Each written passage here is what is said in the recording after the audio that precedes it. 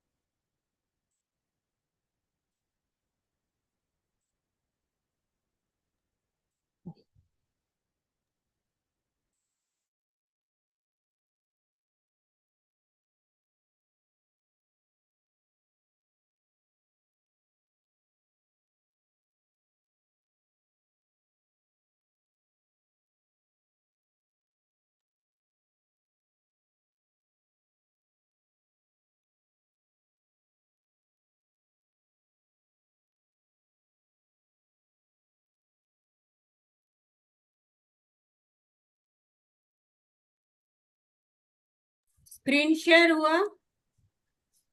हाँ, screen share मेरा तो हो गया है। आप लोगों को दिखता नहीं है क्या स्क्रीन शेयर? नहीं नहीं, स्टार्ट हुआ है, दिख रहा है। है ना? बस ठीक है, दिख बस। रहा है, दिख रहा है भाई। Okay okay, thank you. जी। हाँ, नाम की ना।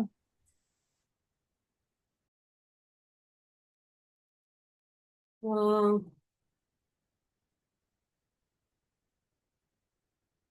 आपका टाइम हो गया है, आप शुरू कर सकते हो। हाँ, सॉरी सॉरी। ओके, हाँ ठीक है। जी। हमेशा नमस्ते सभी। सभी। नमस्ते सभी को। नमस्ते। प्रणाम आचार्य जी, प्रणाम दीदी जी। हाँ जी, अरे मुकेश हाँ बाबू, जी, नमस्ते। खुश आशीर्वाद। रहो।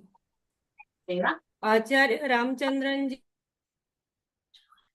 जो भी विषय आज बताएंगे न्यूरोथेरेपी के लिए बहुत इम्पोर्टेंट है। जो भी व्यक्ति न्यूरोथेरेपी कर रहा है उनको जैसे ये सोचते हैं उस सोच के साथ इन चीजों को समझना, जानना, और सिर्फ अपने दिमाग में नहीं लिखना बल्कि नोटबुक लेके बैठना। सभी लोग एक नोटबुक लेके बैठे और जो भी आप आज सुनोगे, समझोगे, और उसको आपकी लाइफ में, अगर आप न्यूरोथेरेपी में हमेशा प्रैक्टिस कर रहे हो तो आपको उस चीजों की बहुत जरूरत होगी। तो इसीलिए सभी लोग ध्यान से जो आज का 1-1.5 घंटे का जो सत्र है उसमें बहुत जान लगा के सुने, क्योंकि ये स्पेशली न्यूरोथेरेपी के लिए है। और सभी न्यूरोथेरेपिस्ट के लिए, चाहे वो पुराने हो चाहे वो नए हो। तो इस प्रकार से, और इन्होंने जो बरसों की मेहनत की है वो आपके सामने ऐसे खोल के रख रहे हैं, तो आप सभी उसका लाभ लीजिए। और कोई भी बीच में प्लीज डिस्टर्ब नहीं करेगा, सभी लोग म्यूट रहेंगे। और उसके साथ साथ कोई भी बीच में वीडियो भी चालू नहीं करेगा, क्योंकि उनके बदले दूसरों की तरफ ध्यान जाता है। तो ध्यान से सुनिए, जिस चीज के लिए आप यहाँ पर इतने मतलब दिनों से हम बात कर रहे हैं और जो अभी आपके सामने वो बताने वाले हैं उस पर ध्यान दीजिए, बाकी चीजों पे नहीं ध्यान देना है। तो मैं आपसे रिक्वेस्ट करती हूँ, आप शुरू कर दीजिए, क्योंकि समय हो गया है, 5-7 मिनट ज्यादा हो गए, सॉरी, या, वो लेट हो गया इसलिए। या, ठीक है। ओके ओके जी। ओके जी, थैंक यू ओके। दीदी। सभी को हम सप्रेम आशीर्वाद के साथ स्वागत करते हैं और हमेशा की तरह परम पूज्य गुरु जी को नमन करते हुए हम सत्र की शुरुआत करते हैं। योग पुरुष, धनवंतरी स्वरूप, न्यूरोथेरेपी के जनक परम पूज्य गुरु जी डॉक्टर लजपत राय मेहरा जी की जय। तो अभी हम, नमस्कार सभी को। आज का सिर्फ हमारा विषय सिर्फ इलाज याद करना नहीं है। आज हम सीखेंगे कि एलिमेंट्री कंसल्टेंट की तरफ हमें कैसे सोचना चाहिए। बहुत लोग क्या करते हैं कि रोग का नाम सुना और तुरंत एक फिक्स ट्रीटमेंट दे दिया, या लोगों से पूछा, सीनियर से पूछा कि मुझे इस नाम का बीमारी का आप ट्रीटमेंट बता दीजिए। लेकिन जो अच्छा सीनियर थेरेपिस्ट या एलिमेंट्री प्रैक्टिशनर, जिसको कंसल्टेंट कहते हैं हम, वो क्या सोचता है, और उसी सोच बढ़ाना ही मेरा, आपके मन में उसको ये करना, यही मेरा कर्तव्य है। क्या इस मरीज के शरीर में असली गड़बड़ कहां से शुरू हुई है, कौन सा सिस्टम डिस्टर्ब हुआ है, कौन सा ट्रीटमेंट किस लॉजिक से जोड़ना है। तो इसी को हम बोलते हैं प्रोटोकॉल फॉलोअर और क्लिनिकल थिंकर। प्रोटोकॉल फॉलोअर क्या करेगा, केवल फॉर्मूलास मांगेगा या फॉर्मूलास के बारे में सोचेगा। क्लिनिकल थिंकर रूट कॉज के बारे में सोचेगा। एक सिंपल उदाहरण के साथ मैं आपको समझाता हूं। दो लोगों को हाई बीपी है। एक को तनाव, डर और गुस्से से बीपी बढ़ता है। दूसरे को क्या होता है, स्वेलिंग, किडनी ओवरलोड और पानी रुकने से बीपी बढ़ता है। दोनों के बीमारियों का नाम डॉक्टर ने क्या दिया, हाई बीपी। लेकिन न्यूरोथेरेपी सब जानते हैं कि ट्रीटमेंट सेम नहीं हो सकता है। इसीलिए ही आज का सेशन बहुत महत्वपूर्ण है। आज हम सीखेंगे ट्रीटमेंट को सिर्फ याद नहीं करना, बल्कि शरीर की लैंग्वेज को समझकर सही कॉम्बिनेशन चुनना। तो सरल भाषा में कहें तो शरीर क्या बोल रहा है उसे समझाना ही न्यूरोथेरेपी की असली कला है। जब यह समझ आ जाती है ना, तो ट्रीटमेंट मैकेनिकल नहीं रहता, क्लिनिकल इंटेलिजेंस बन जाता है। अब मैं आपको एक महत्वपूर्ण बात बताना चाहता हूं। बहुत से थेरेपिस्ट क्या कहते हैं, ट्रीटमेंट याद कर लेते हैं, लेकिन जब अलग अलग प्रकार के मरीज सामने आते हैं तो क्या हो जाता है, कंफ्यूजन शुरू हो जाता है। क्यों? क्योंकि मरीज किताब नहीं होता। इस मरीज की बॉडी स्टोरी अलग होती है हर मरीज की, और एक ही बीमारी के पीछे अलग अलग कारण हो सकते हैं, अलग अलग लक्षण भी हो सकते हैं। एक और बहुत, मैं यहाँ कुछ एग्जाम्पल्स के साथ ही आपको ले जाने वाला हूं, और एग्जाम्पल्स को समझेंगे तो आपको अच्छी तरह से यहाँ दिमाग में आ जाएगा। दो लोग का एसिडिटी है, बहुत कॉमन है ना आजकल एसिडिटी। एक व्यक्ति को क्या होता है, तनाव और चिंता से एसिडिटी बढ़ जाती है, लेकिन दूसरे में गलत खान पान और कॉन्स्टिपेशन से एसिडिटी होती है। तो एक तनाव और चिंता के कारण, और दूसरा गलत खान पान और कॉन्स्टिपेशन के। अब अगर दोनों को एक ही ट्रीटमेंट दे दिया तो रिजल्ट हमेशा सेम नहीं आएगा। इसी कारण है कि मैंने अनेक लोगों को, वो बोलते हैं हमने ये दे दिया है, वो दे दिया है, रिजल्ट नहीं आता। तो उसका एक कारण, एक उदाहरण से मैंने समझाया आपको। इसलिए भी आज का टॉपिक बहुत महत्वपूर्ण है। हमारा उद्देश्य सिर्फ ट्रीटमेंट याद करना नहीं है, हम सीखेंगे सोचना कैसे है। जैसे दीदी ने बताया ना कि ये क्यों इंपॉर्टेंट है, क्योंकि सीनियर हो जूनियर हो, काफी लोग जुड़े हुए हैं इसमें, तो सीनियर हो या जूनियर हो, सबके लिए ये महत्वपूर्ण होगा। करीब 133 जन जुड़े हुए हैं, सभी को सप्रेम आशीर्वाद। सो हमको क्या देखना है, कौन सा सिम्टम किस फिजियोलॉजी की तरफ इशारा कर रहा है, कौन सा पेन पॉइंट किस इम्बैलेंस को बता रहा है, और किस लॉजिक से ट्रीटमेंट कॉम्बिनेशन चुनना है। और ये क्या है, यही एलिमेंट्री की असली शक्ति है ना, यही तो गुरुजी ने हमें सिखाया है। सो एलिमेंट्री में सफलता का मतलब सिर्फ पॉइंट्स लगाना नहीं है, पॉइंट्स को ट्रीट करना नहीं है।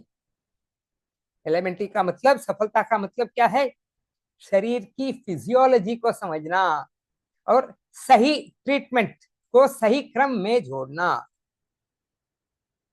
जब हम ट्रीटमेंट के पीछे का वाई क्यों समझ लेते हैं, तो हम सिर्फ टेक्नीशियन नहीं रहते, बल्कि इंटेलिजेंट क्लिनिकल थेरेपिस्ट बन जाते हैं।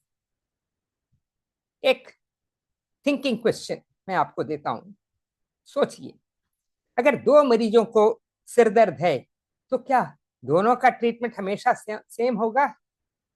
आपको पता है उत्तर की? बिल्कुल नहीं, क्योंकि कारण क्या क्या हो सकते हैं। चाहे स्ट्रेस हो सकता है, चाहे किसी को हाई बीपी के कारण सर दर्द है, गैस के कारण, अनेक लोगों को यहाँ जो सर्विकल टाइटनेस है उसके कारण सर दर्द है, किसी को डिहाइड्रेशन के कारण या नींद की कमी के कारण सर दर्द है। तो इसका मतलब क्या है? डिजीज के नाम से ज्यादा इंपॉर्टेंट क्या है? बॉडी मैकेनिज्म को समझना। यही है हम आपको बता रहे हैं। ओके, फिर अभी हम आते हैं फोर प्रिंसिपल्स ऑफ एलिमेंट्री। यानी कुछ कुछ चीजें आपके लिए केवल रिवीजन के लिए मैं दे रहा हूं, ये नहीं कि ये सब आपको मालूम नहीं है।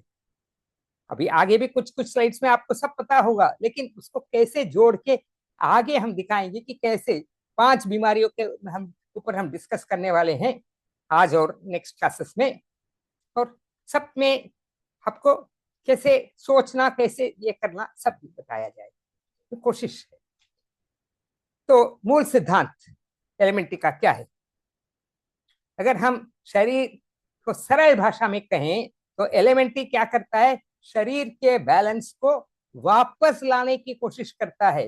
यानी पहले से बैलेंस थी और बीमारी कब हुई? जब ये बैलेंस बिगड़ गई, तो इसे वापस लाने की कोशिश करता है। और ये बैलेंस किन किन चीजों को होता है? ये तो एकदम बेसिक फंडामेंटल अपने न्यूरोथेरेपी के पहले क्लासेस से ही बताते हैं हम कि hormones, enzymes, blood circulation, nerve signals. हर क्लास में हर पेशेंट जब आता है आपको ये 4 चीजें याद रखना है कि ये सब चीजों में कहाँ गड़बड़ी है। और ऑफ कोर्स सब में तो शुरुआत होगी डाइजेस्टिव सिस्टम से, ठीक है? तो ये सब क्या है? हमको ये सब चीजों के लिए हमको क्या ठीक करना है? शरीर के कम्युनिकेशन सिस्टम को ठीक करना है। तो एक घरेलू उदाहरण देते हैं। अगर घर में बिजली सही है, पानी भी सही चल रही है, गैस भी सही आए और परिवार के लोग में आपस में सही कम्युनिकेशन करें, तो क्या होता है? घर स्मूथली चलता है। लेकिन अगर कहीं वायरिंग खराब हो जाए या पानी रुक जाए या कम्युनिकेशन टूट जाए तो क्या होगा? पूरा घर डिस्टर्ब हो जाएगा। तो ठीक यही शरीर में भी होता है। तो एलिमेंट्री के जो रिफ्लेक्स जोन्स हैं, हमारे रिफ्लेक्स जोन्स, हमारे पेन पॉइंट्स जो हैं, जो हम ट्रीटमेंट पॉइंट्स बोलते हैं, उसको स्टिमुलेट करके हम शरीर को क्या करते हैं? याद दिलाते हैं कि बेटा प्लीज बैलेंस को वापस ले आओ। बैलेंस बनाओ नहीं, बैलेंस को वापस लाना है। बैलेंस पहले से था ही। तो ये एक महत्वपूर्ण क्लिनिकल बात है। तो फिर हम मरीज से क्या करते हैं? क्वेश्चंस पूछते हैं। क्यों पूछते हैं? अभी दिखाएंगे आपको 4-5 बीमारियों में क्या क्या क्वेश्चंस पूछना चाहिए और क्या क्वेश्चंस का क्या माने कारण क्या है, उससे हमें क्या साबित करना चाहते हैं। तो क्वेश्चंस क्यों पूछते हैं? क्योंकि क्वेश्चंस हमें डायरेक्शन देते हैं। लेकिन फाइनल कंफर्मेशन किस पर मिलता है? किससे मिलता है? फाइनल कंफर्मेशन मिलता है सिम्टम्स और पेन पॉइंट से, ठीक है? तो ये याद रखना। उदाहरण, अगर मरीज कहता है सर मुझे बहुत थकान है, दिन भर थकान है और मेरा वजन भी बढ़ रहा है, ठंड ज्यादा लगती है, तो हमें ये 3 सिम्टम्स सुनने के बाद तुरंत हमें किस चीज के ऊपर ध्यान जाता है? पहले ध्यान जाएगा थायराइड, क्योंकि क्या कहते उन्होंने बताया? थकान है, वजन बढ़ रहा है, ठंड ज्यादा लगती है। ये तीनों थायराइड की तरफ दिशा देती है हमें। और दूसरी क्या है? लिवर की तरफ। लेकिन जब हमारे एसोसिएटेड सिम्टम्स, माने जो सिम्टम्स जुड़े हुए हैं, वो फिर डाइजेशन, सर्कुलेशन, नींद और पेन पॉइंट्स, ये 4-5 चीजों को इकट्ठा इकट्ठा देखना चाहिए। यानी 2-3 सुना तो हमने तुरंत थायराइड, थायराइड एक दिशा हमें मिला, लेकिन तुरंत हमें क्या क्या और सोचना चाहिए? एसोसिएटेड सिम्टम्स क्या है और उसके साथ जुड़े हुए सिम्टम्स क्या है, फिर डाइजेशन कैसी है, फिर सर्कुलेशन कैसी है, स्लीप, नींद कैसी है, और पेन पॉइंट, शरीर के पेन पॉइंट्स। ये 4-5 चीजों को देखने से हमें क्या होगा? क्लिनिकल पिक्चर क्लियर होती है। यानी क्वेश्चंस, जो क्वेश्चंस हम पूछेंगे वो हमें रास्ता दिखाते हैं, और सिम्टम्स क्या करते हैं, इसे फाइनल कंफर्मेशन देते हैं। तो क्वेश्चंस रास्ता दिखाते हैं, सिम्टम्स फाइनल कंफर्मेशन देते हैं। यानी सिम्टम देखो, ये क्यों बोल रहा हूं, अनेक लोग पेन मैंने पेशेंट के रिपोर्ट्स भेज देते हैं, जी पेशेंट की रिपोर्ट है जी प्लीज ट्रीटमेंट बताइए, सिम्टम्स नहीं लिखा। तो सिम्टम्स नहीं निकलेंगे तो कैसे कंफर्मेशन कैसे मिलेगी, फाइनल कंफर्मेशन? क्योंकि आपको पता है एसिड के कारण भी सर दर्द हो सकता है, अल्कली के कारण भी सर दर्द हो सकता है। तो फिर जब ये सब दिया जाए तब हम क्या करेंगे, हम सोचेंगे कि कौन सा बॉडी सिस्टम या एक्सिस डिस्टर्ब हुआ है, और उसी हिसाब से हम क्या करते हैं, ट्रीटमेंट कॉम्बिनेशन चुनते हैं। तो एक सवाल है, अगर किसी मरीज को सिर्फ पेन है तो क्या केवल पेन कम करना ही ट्रीटमेंट है? डेफिनेटली उत्तर आएगा नहीं। तो हमें एलिमेंट्री में क्या पूछना है, पेन पैदा क्यों हुआ, ये पूछना जरूरी है। क्या ये सर्कुलेशन के कारण है, क्या ये हार्मोन इम्बैलेंस के कारण है, क्या ये नर्व इरिटेशन के कारण है, जैसे स्लिप डिस्क वगैरह में होता है ना, वो नर्व इरिटेशन के कारण दर्द पहले शुरू हो जाता है। फिर डाइजेशन प्रॉब्लम तो है ही, और स्ट्रेस ओवरलोड। तो ये एक पेन के लिए, पेन पैदा क्यों हुआ, क्या वो सर्कुलेशन के कारण, क्या वो हार्मोनल इम्बैलेंस के कारण, या नर्व इरिटेशन? माने नर्व इरिटेशन मैंने तब आपको देखेंगे, एक्सरे मंगाएंगे, है ना। तो फिर डाइजेशन प्रॉब्लम तो पूछना ही है, और सबसे ज्यादा इंपॉर्टेंट है उसमें टंग एनालिसिस, जो आप सभी को काफी तो पता होगा। अलग अलग लोग टंग एनालिसिस के ऊपर बात कर रहे हैं अनेक ग्रुप्स में। तो और फिर डाइजेशन प्रॉब्लम वो भी एस्टेब्लिश करना बहुत जरूरी है, हालांकि वो हमारे लिए पहला ही है। लेकिन ये सब चीजों को, केवल डाइजेशन, अनेक लोग बोलते हैं मैं नॉर्मल है, नॉर्मल देते रहता हूँ जी, पेशेंट ठीक नहीं होता है। तो ठीक है, नॉर्मल है, नॉर्मल डाइजेशन के लिए ठीक है, लेकिन उसमें अनेक चीजें हैं, जैसे आपको पता है कि भाई यूडीएफ है, फिर एसिड एल्कली है, ये सब, और स्ट्रेस ओवरलोड है कि नहीं, ये भी देखना जरूरी है। जब कारण समझ में आता है तभी सही ट्रीटमेंट कॉम्बिनेशन बनता है। अब एक पिक्चर देख रहे हैं आप, एलिमेंट्री आखिर काम कैसे करता है। तो जैसे हमने कहा कि ये शरीर का बैलेंस सुधारता है, ये आपने देखा कि ये रिपीटिशन है, लेकिन यहाँ जो है थियोरी में इसमें लिखा हुआ है, यहाँ हमने पिक्चर के साथ दिखाया है। ठीक है, तो इसे ये सब आपको पता ही है, पिट्यूटरी, ये हाइपोथैलेमस के पोस्टीरियर लोब और एंटीरियर लोब है, ये पिट्यूटरी का स्टॉक है इत्यादि। ओके, तो इधर ब्रेन एक सिग्नल भेजता है, और वो पिट्यूटरी ग्लैंड्स को रिले करता है, और फिर ग्लैंड्स हार्मोन्स बनाते हैं, और ऑर्गन्स इन हार्मोन्स को के प्रति ये करते हैं, रिस्पॉन्ड करते हैं। तो इसमें हमें, इसी से हमने बताया कि भाई कोई थकान वगैरह, वजन बढ़ना वगैरह है, तो फिर हम उसके बारे में पूछते हैं। तो ब्रेन पिट्यूटरी, ब्रेन से पिट्यूटरी, पिट्यूटरी से ग्लैंड्स, ग्लैंड से ऑर्गन्स, ऑर्गन से सिम्टम्स। और सिम्टम्स कब आएंगे, जब इम्बैलेंस होगा। ओके, तो जब इसमें जब ब्रेन स्ट्रेस में है, फिर हार्मोन्स डिस्टर्ब हो जाएंगे। ये पिट्यूटरी ग्लैंड सब हार्मोन्स बनाता है ना, 6 मुख्य हार्मोन्स तो बनाता ही है, और दो हार्मोन हाइपोथैलेमस बनाता है, और पिट्यूटरी पोस्टीरियर पिट्यूटरी में स्टोर करता है। तो जब ऐसा हो तो फिर बीपी बढ़ सकता है, शुगर बढ़ सकती है, नींद खराब हो सकती है।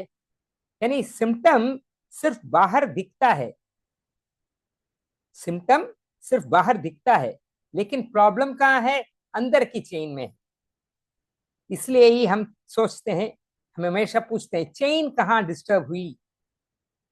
अगर पेशेंट कहे नींद नहीं आती, बीपी भी है, एसिडिटी भी है, तो क्या ये 3 अलग अलग डिजीज है? नींद,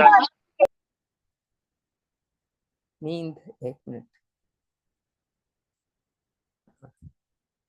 ठीक है अभी।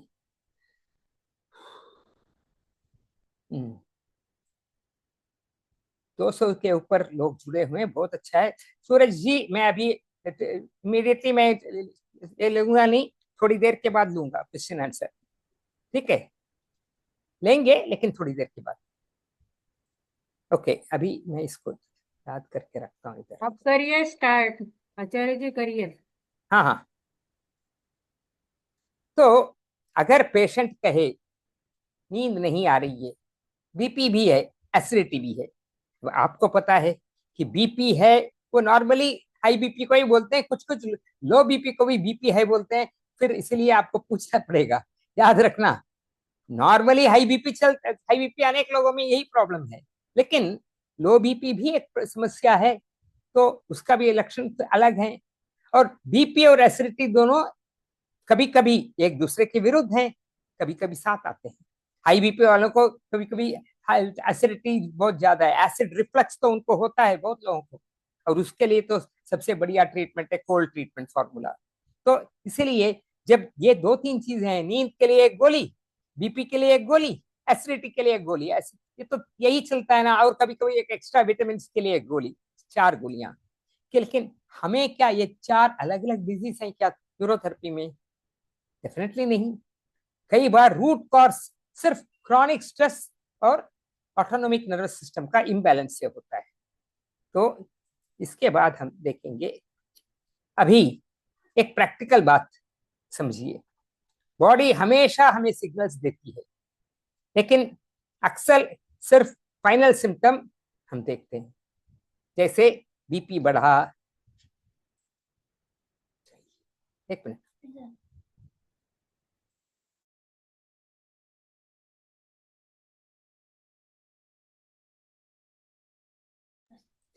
Okay thank you.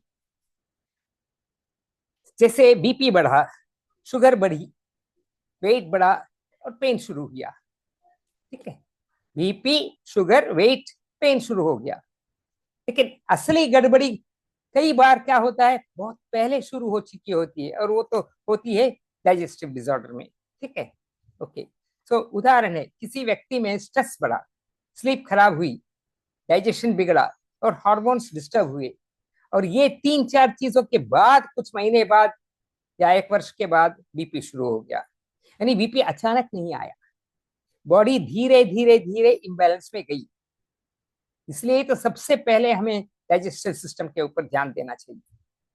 So elementary की खासियत क्या है कि हम बॉडी की शुरुआती वार्निंग सिग्नल्स पकड़ने की कोशिश करते हैं, इसलिए ही सिम्टम्स को जोड़कर सोचना जरूरी है। जैसे कॉन्स्टिपेशन, एसिडिटी, हेडेक, इरिटेबिलिटी, ये सब साथ में है। तो ये अलग अलग प्रॉब्लम कभी नहीं होते, हमेशा एक ही रूट कॉज के कारण भी हो सकता है, सिर्फ गट डिस्टर्बेंस और एएनएस डिस्टर्बेंस, ठीक है? ओके, फिर इसके बाद मैं आता हूं, इसमें एक यहाँ मैंने लिखा हुआ है, इसके बारे में हम धीरे धीरे से बात करेंगे, क्योंकि इसी के ऊपर आज का सारा लेक्चर इसी के ऊपर चलने वाला है, ठीक है? तो इसमें अगर किचन में अचानक धुआं भर जाता है, किचन में अचानक धुआं भर जाता है, तो सिर्फ किचन नहीं पूरा घर प्रभावित होता है। ठीक वैसे ही बॉडी में भी डिस्टरबेंस फैलता है। तो इसलिए ही हमें सबसे पहले क्या शुरू हुआ, कहाँ से शुरू हुआ, डॉक्टर्स हमेशा ये सब पूछते हैं। ये प्रॉब्लम आई तो हमेशा पूछते हैं कब से शुरू हुआ, क्या किया आपने जिससे ये प्रॉब्लम आपके पास आई। तो फिर क्लिनिकली जब सोचेंगे तो पहला कॉन्स्टिपेशन था, फिर एसिडिटी, फिर माइग्रेन। ये नॉर्मल शरीर की एक प्रोग्रेशन है।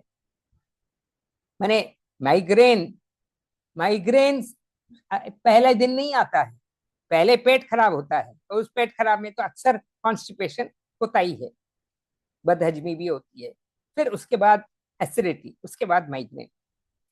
सो हमारे इसमें क्या माइग्रेन सिर्फ सिर की बीमारी है? ओके, तो ये डाइजेस्टिव चेन से जुड़ा हुआ इम्बैलेंस, तो यही हमको समझना है, ठीक है? अभी मैं एक और मैंने दिमाग में सोचते हैं तो कुछ कुछ अच्छे अच्छे मैंने उदाहरण आ जाते हैं। मतलब हर सिम्टम का मतलब हमेशा डिजीज नहीं होता। कई बार सिम्टम शरीर की वार्निंग बेल होता है शरीर का। जैसे घर में इन्वर्टर अगर बीप बीप करे, बीप बीप बीप करता है ना इन्वर्टर, तो या पानी टंकी से ओवरफ्लो हो रहा है, या कुकर सीटी देते हैं, ये तीनों क्या करता है? इन्वर्टर की बीप हो, या पानी टंकी से बाहर गिर रहा हो, आपको आवाज आ रही है पानी टंकी से बाहर गिर रहा है, या कुकर सीटी देती है, तो ये सब क्या है? ये हमें वार्निंग देता है। बॉडी भी बिल्कुल वैसा ही करती है। जैसे बार बार गैस है, थकान है, क्रैम्प्स है, इरिटेबिलिटी है, नींद खराब होना है, ये 5 अलग अलग सिम्टम्स है, छोटे हैं, लेकिन ये क्या है? ये बॉडी के डिस्ट्रेस सिग्नल्स हैं।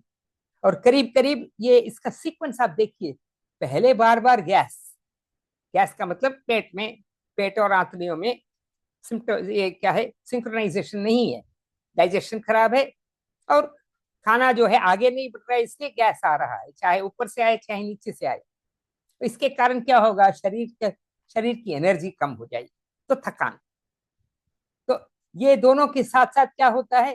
गैस और थकान है, तो इसका मतलब है थकान अक्सर थायराइड की थोड़ी कमी है, थायराइड या लीवर, ठीक है। तो इसके बाद क्या आएगा? क्रैम्प्स आएगा, नॉर्मल, क्योंकि जब बार बार गैस होता है तो इसका मतलब है डाइजेशन खराब है, तो कैल्शियम ठीक से बन नहीं रहा है, अब्सॉर्ब नहीं हो रहा है कैल्शियम शरीर में, या 125 बीसीसी नहीं बन रहा है, जो भी है।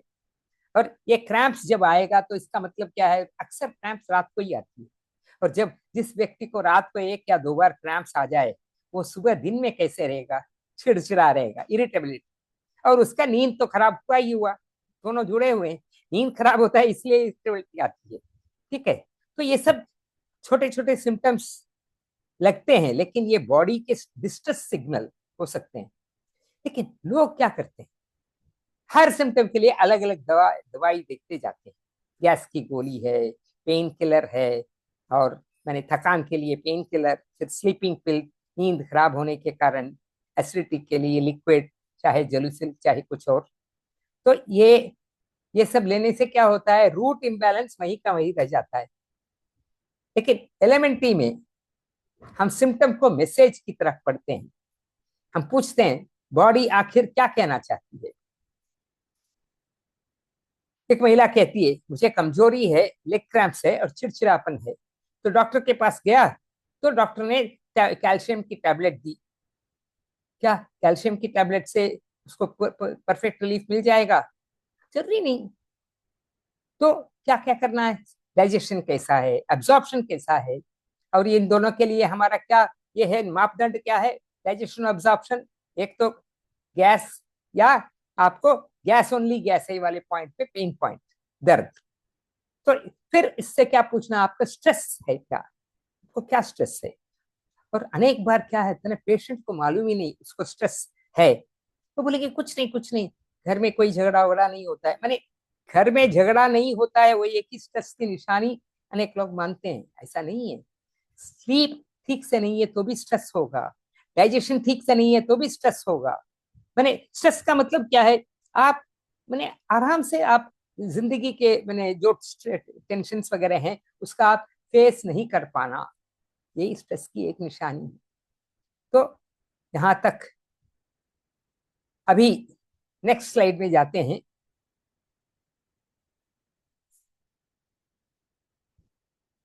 तो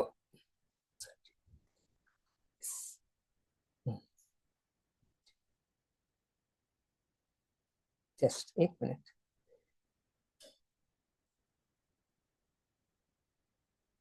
अच्छा, अभी कौन से treatment? Identify the primary symptom और सिस्टम इन्वॉल्व।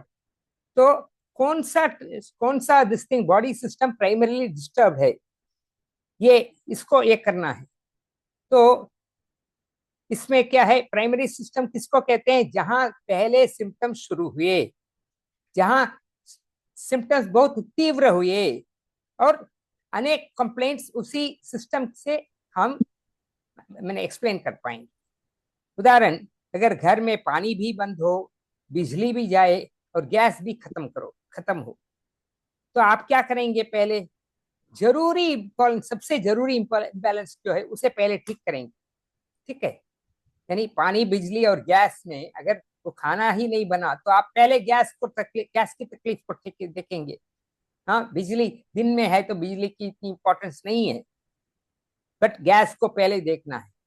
ठीक है ना? तो जरूरत के अनुसार हमको कौन सा सिस्टम, कौन सा ये अंग को ठीक करना है।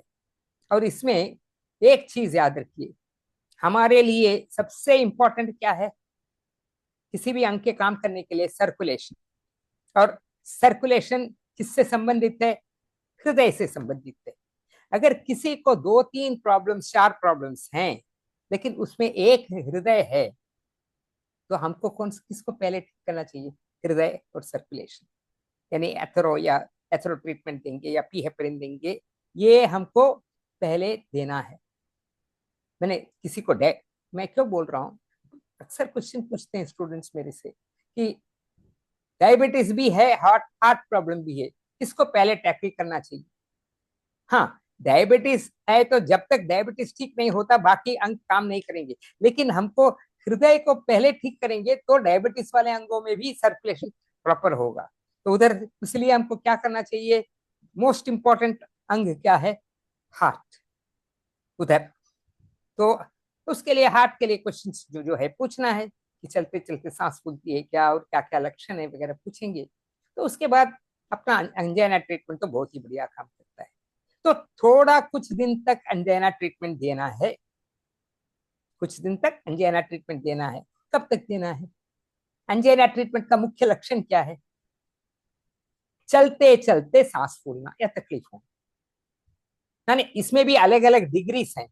किसी को बिस्तर से बाथरूम तक जाने में भी तकलीफ होती है, वो सबसे सीरियस है अंजाइना वाला, मैंने इसका हृदय का।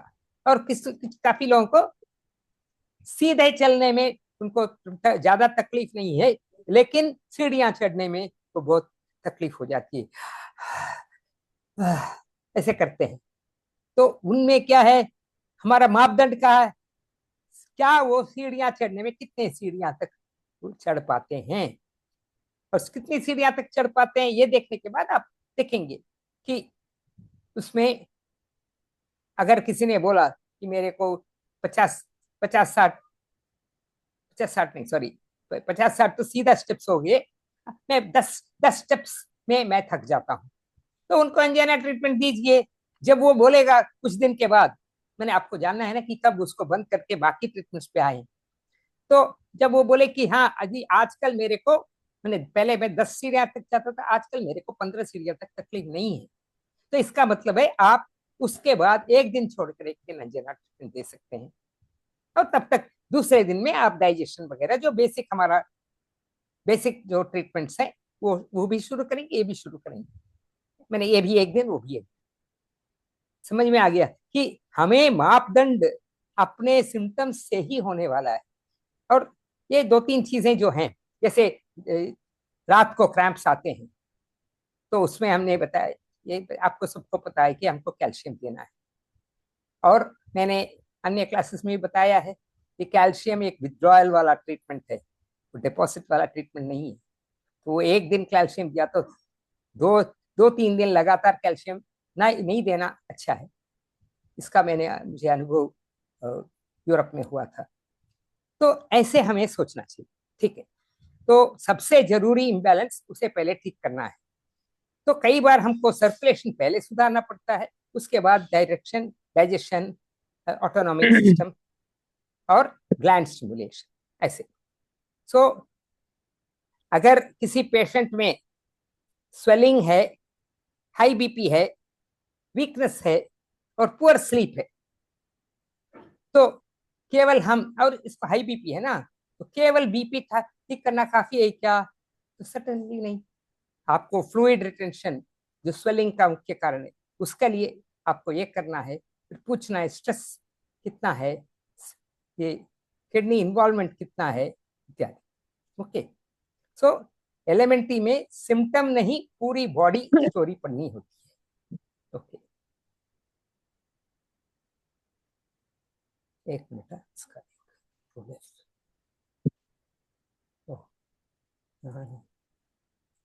कंट्रोल है।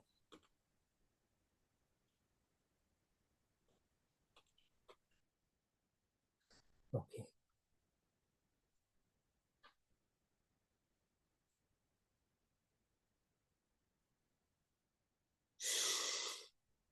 ओके, अभी हम यहाँ देख रहे हैं कि करेक्ट ट्रीटमेंट सिलेक्शन में क्या है। सो बॉडी, हमने क्या समझा कि बॉडी एक कनेक्टेड सिस्टम है, और अब सबसे महत्वपूर्ण clinical skill correct treatment selection. तो उसमें हमको क्या करना है कि सिम्टम्स सेम होते हैं लेकिन रूट कॉज अलग होता है। तो किसी को फैटीग है, किसी को थकान बहुत ज्यादा है, तो उसके हम क्या सिम्टम्स को ढूंढना है। तो हम जो पहले क्या करेंगे, कुछ लक्षण सोचेंगे भाई, एक आपकी स्लीप कैसी है, स्ट्रेस है, और वो और ऑटोनोमिक नर्वस सिस्टम ओवरलोड हो रहा है कि नहीं, और एक व्यक्ति में पुअर डाइजेशन है, लो अब्जॉर्प्शन है, वीकनेस है।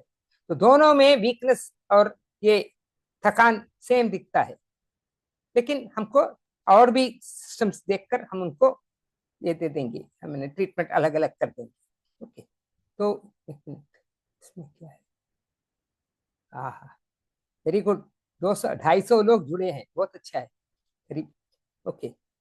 अच्छा, कोई कहता है खाना खाता हूं फिर भी कमजोरी रहती है, खाना खाता हूं फिर भी कमजोरी रहती है, तो क्या हम सिर्फ न्यूट्रिशन का प्रॉब्लम मानेंगे? नहीं, हम क्या क्या सोचेंगे, डाइजेशन कितना है और अब्जॉर्प्शन कितना है, या gas over gas only, gas आई, दोनों का दर्द।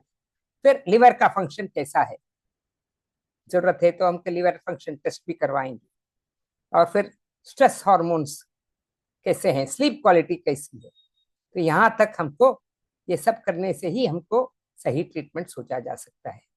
तो इसीलिए ही लिखा है, ये हाइपोथैलेमस, पिट्यूटरी, गट, लिवर, पैनक्रियास, ये सब चीजों को हमको देखना है। और इसके बारे में अभी और भी डिटेल में मैं समझाने वाला हूँ।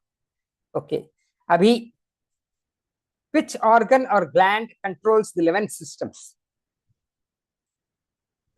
अच्छा, which organ or gland, एक मिनट,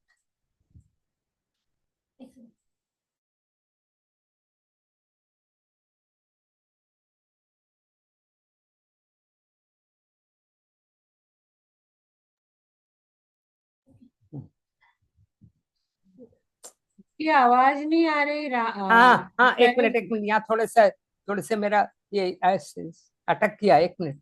ओके ओके, ठीक है, ठीक। उठा क्या, हाँ, इसको उठाओ, इसको थोड़ा नीचे कर लो, इसको थोड़ा नीचे कर लो मुझे, हाँ बस इस तरफ, और इसको ऊपर कर, हाँ बस ठीक है। ओके, ठीक है। हाँ, अब हमारे एक टुकड़ा कर दो। ओके, अभी मेरा स्लाइड ठीक दिख रहा है क्या?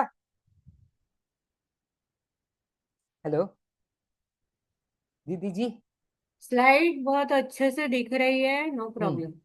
बस ठीक है, थैंक यू, स्लाइड अच्छे से दिख रही है। ओके, अब विच, यहाँ क्वेश्चन क्या है, विच ऑर्गन और ग्लैंड कंट्रोल्स द 11 सिस्टम्स, यानी शरीर का मुख्य कंट्रोल रूम कौन है? तो उसमें यहाँ लिखा है ब्रेन, हाइपोथैलेमस और pituitary axis and the endocrine system, यही सबसे मुख्य कंट्रोल सेंटर। जैसे घर में, मैंने उदाहरण में बहुत अच्छा लगेगा, घर में मालिक यानी अब डैडी या मम्मी या दादा दादी कोई भी है, ये इंस्ट्रक्शन देता है, और फैक्ट्री में हो तो मालिक इंस्ट्रक्शन देता है, और मैनेजर क्या करता है कि हर फैक्ट्री में एक एक मालिक का एक मैनेजर होगा ही होगा, है ना, कुछ लोगों में 2-3 मैनेजर होंगे। तो मैनेजर का काम क्या है, जो मालिक का इंस्ट्रक्शन है वो वर्कर्स तक पहुंचाना। तो वैसे ही हमारा ब्रेन जो है वो सिग्नल देता है, और पिट्यूटरी मैसेज पहुंचाती है, और ग्लैंड्स हार्मोन्स बनाते हैं, और ऑर्गन्स काम करते हैं, ये आपको पता है। तो हमें क्या सोचना है कि ये जो कंट्रोल सेंटर वो डिस्टर्ब हुआ कि नहीं, क्योंकि वो कंट्रोल सेंटर थोड़ा भी डिस्टर्ब हुआ तो असर क्या होता है, शरीर पर, पूरे शरीर पर दिख सकता है, चाहे वो बीपी बढ़ाए, चाहे वो शुगर, चाहे स्लीप, चाहे डाइजेशन, हॉर्मोन्स, इम्यूनिटी। 6 चीज, बीपी, शुगर, स्लीप, ये तो आपको पता है, डाइजेशन आपको पता है, लेकिन हॉर्मोन्स और इम्यूनिटी भी इस पर बहुत डिपेंड करते हैं, ये भी आपको याद रखना है। तो इसीलिए एलिमेंट्री में ब्रेन हार्मोन एक्सिस को समझना बहुत जरूरी है। तो अगर पेशेंट कहे कि नींद भी खराब है, बीपी भी है, डाइजेशन भी खराब है, तो क्या ये 3 अलग अलग डिजीजेस हैं? जरूरी नहीं। कई बार रूट प्रॉब्लम सिर्फ हाइपोथैलेमस और एएनएस इम्बैलेंस से होती है। ओके।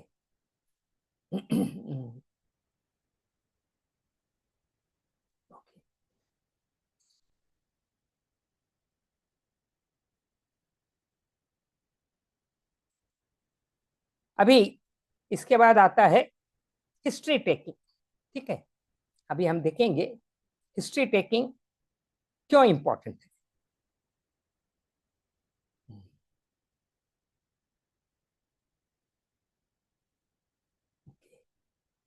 सो एलिमेंट्री में सही हिस्ट्री टेकिंग लेना बहुत जरूरी है। कभी कभी कुछ थेरेपिस्ट ना, पेशेंट के पास काफी प्रॉब्लम्स हैं, इसमें मुझे गुरुजी के ने याद आ रही है, गुरुजी की पेशेंट्स के पास काफी ये पॉइंट्स होते हैं और पेशेंट कहते रहता है। कुछ थेरेपिस्ट 1 2 3 सुनते हैं और फिर वो डिसाइड कर लेते हैं, पेशेंट के पास अभी बहुत सारे और भी पॉइंट्स हैं। तो गुरुजी हमेशा बोलते थे पहले शांति रखो, पेशेंट की पूरी कहानी समझो।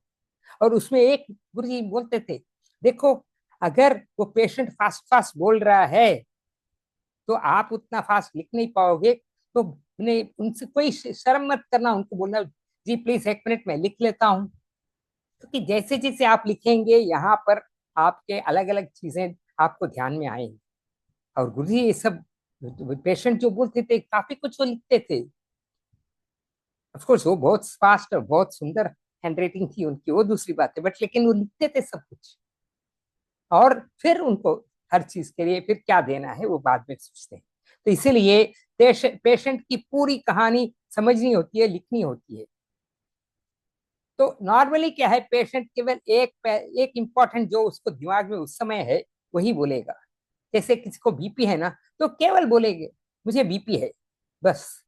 तो आपको उसके बाद डिटेल में पूछना है कि क्या क्या हुआ था, पहले स्ट्रेस शुरू हुआ क्या, कैसे हुआ था। तो पहले स्ट्रेस शुरू हुआ, फिर स्लीप खराब हुई, फिर एसिडिटी, फिर वेट गेन, और अंत में बीपी, यानी बीपी आखिरी सिम्टम था। तो अगर हिस्ट्री सही नहीं ली या सही लिखी नहीं गई तो क्या होगा, रूट कॉज छूट सकता है। तो इसीलिए सबसे पहले क्या शुरू हुआ, इसके बाद क्या बढ़ा, कौन सी चीज से राहत या तकलीफ बढ़ती है या कम होती है। हाँ, ये भी बहुत इंपॉर्टेंट है। ये डॉक्टर कृष्णमूर्ति, एक अभी तो नहीं है, वो बेंगलुरु के बहुत मशहूर न्यूरोथेरेपिस्ट हैं। तो वो एक एलोपैथी डॉक्टर थे, और वो काफी साल तक, 20 22 साल तक उन्होंने न्यूरोथेरेपी किया रिटायर होने के बाद। वो हमेशा बोलते थे आप क्या करने से तकलीफ बढ़ती है और आप क्या करने से तकलीफ में आराम मिलती है, ये पूछते जरूर। उनके थी काफी, वो कभी कभी 1 1 घंटा तक, दीदी भी बोलती थी उस दिन कि भाई मैं पहले दिन मैं डिटेल में पूछती हूँ। 1 1 घंटा तक वो डॉक्टर कृष्णमूर्ति वो पेशेंट से पे करते थे। कभी कभी पहले दिन ट्रीटमेंट ही नहीं देते थे, वो बस लिखते थे 1 घंटा तक। तो फिर उसके बाद वो जब ट्रीटमेंट देते हैं तो फिर पेशेंट को भी अच्छा लगता है, दूसरे दिन से शुरू करते हैं ऐसे। सो अगर हम, पेशेंट हमारे पास आता है, कमर दर्द है, बहुत कॉमन है, ये क्या है, रिपोर्ट लेके ही आते हैं।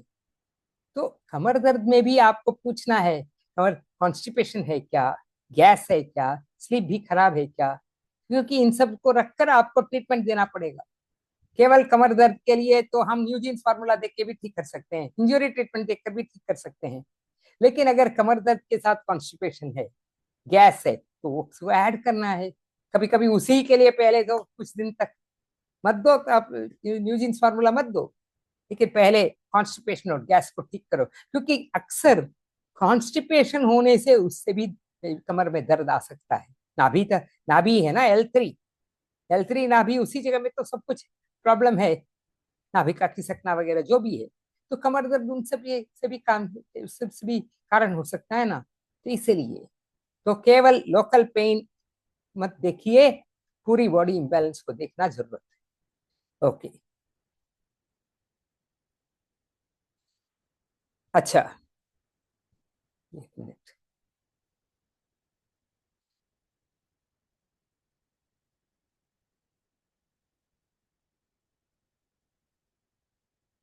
हम्म,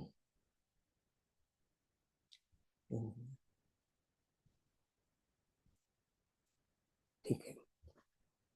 अभी हमको यहाँ लिखा है हेडेक कॉज्ड बाय डाइजेशन।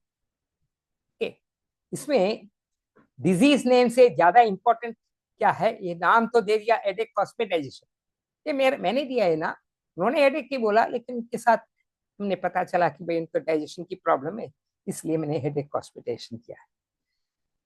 तो ये सेम डिजीज के पीछे कॉजेस अलग हो सकते हैं। उदाहरण, दो लोगों को डायबिटीज है, एक में स्ट्रेस ज्यादा है, स्लीप खराब और कॉर्टिसोल ओवरलोड है, और दूसरे में ओबेसिटी, पुअर डाइजेशन और इनएक्टिविटी। तो हालांकि दोनों को डायबिटीज नाम दिया है, लेकिन बॉडी मैकेनिज्म अलग है। हम इसके लिए क्या क्या क्वेश्चन पूछना है वो सब अभी आएगा। ओके, सो ट्रीटमेंट भी सोच कर चुनना पड़ता है। सो हमेशा हमें सोचना चाहिए कि बॉडी डिस्टर्ब कैसी हुई। तो पेशेंट कहता है मुझे बार बार हेडेक होता है, तो थेरेपिस्ट क्या सोचेगा, बीपी के कारण है क्या, गैस है, सर्विकल टाइटनेस है, डिहाइड्रेशन है, स्ट्रेस है, या स्लीप इश्यू है। मैंने अभी इसके लिए क्वेश्चंस भी देखेंगे। बीपी, गैस, मैंने एक हेडेक बहुत कॉमन प्रॉब्लम है। हालांकि आजकल तो हेडेक के लिए बहुत लोग नहीं आते, जब तक वो बहुत सीरियस माइग्रेन नहीं होता है नहीं आते, गोली खा लेते हैं। लेकिन अगर हेडेक हेडेक मैंने किसी अन्य बीमारी में हेडेक के साथ पेशेंट आए, तो आपको पहले हेडेक के लिए अन्य बीमारी में क्या प्रॉब्लम है सोचकर, क्रॉनिक डिजीजेस में पहले क्रॉनिक डिजीज को मत ठीक करो, पहले उसके एसोसिएटेड सिम्टम्स, जो मैंने बोला ना पहले, एसोसिएटेड सिम्टम्स का मतलब उसके आसपास उससे जुड़े हुए क्या सिम्टम्स हैं, उन सबको थोड़ा ठीक करेंगे तो पेशेंट को एक कॉन्फिडेंस आएगा, क्योंकि उसको भी पता है कि क्रॉनिक डिजीज से एक दिन में ठीक नहीं होने वाली है। लेकिन हेडेक में हम अगर सही कारण पकड़कर हम चलते हैं तो डेफिनेटली वो मैंने रिजल्ट्स डेफिनेटली आएंगे, और आते भी हैं। ओके, अच्छा, तो हमें सिम्टम्स देखकर हेडेक के लिए अभी और भी जाएंगे, बट हेडेक के लिए डिजीज लेबल मत कीजिए आप, अलग अलग के उनके सिम्टम्स और लक्षण देखिए, और उसको देखकर हम बीपी है, गैस है, सर्विकल टाइटनेस है, सर्विकल टाइटनेस कैसे पता चलेगा, कुछ नहीं, आप केवल रामन ट्रीटमेंट के लिए ऐसे हाथ रखिए इधर, बस यहाँ हाथ रखेंगे तो आपको पता चल जाएगा यहाँ के मसल्स कितने कड़क हैं। कभी कभी मेडुला देते समय भी पता चल जाएगा, बहुत इजी। और अक्सर आप देखेंगे मेडुला देते समय अनेक लोगों को, मैंने तो देखा हुआ है अनेक लोगों को, कि भाई वो एक साइड मैंने यहाँ टाइट नहीं रहता, दूसरे साइड टाइट रहता है, किसी को लेफ्ट साइड में, किसी को राइट साइड में। तो आप मैंने वो पेशेंट एसिडिक और अल्कलाइन है या नहीं, इसी से सिंपली पता चल जाता है आपको। तो लेफ्ट साइड में टाइट है तो नेचुरली वो पेशेंट एसिडिक है, राइट साइड में टाइट है तो अल्कलाइन है।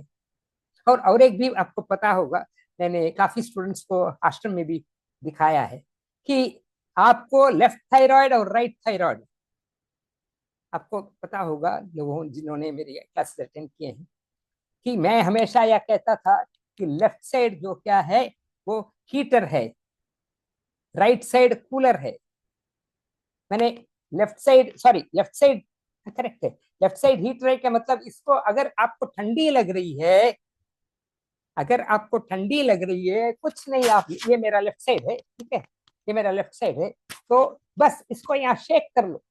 मैं तो ऐसे बोलता था कि ऐसे रख के शेक करो, बस ऐसे रख के शेक करो, तुरंत आप अगर शॉल ओढ़े हुए हैं तो आपको शॉल फेंकना पड़ेगा। हमारे आश्रम में कई स्टूडेंट्स को मैं योगा के क्लास में ऐसे ही करता था, तो सुबह आके वो ऐसे ऐसे ऐसे ऐसे करते थे, तो उसमें बस मैं उनको बोलता था, बेटा 1 मिनट इधर आ, तो दिखा, बस ठंडी लग रही है ना, बस इसको जोर जोर से दबा दे।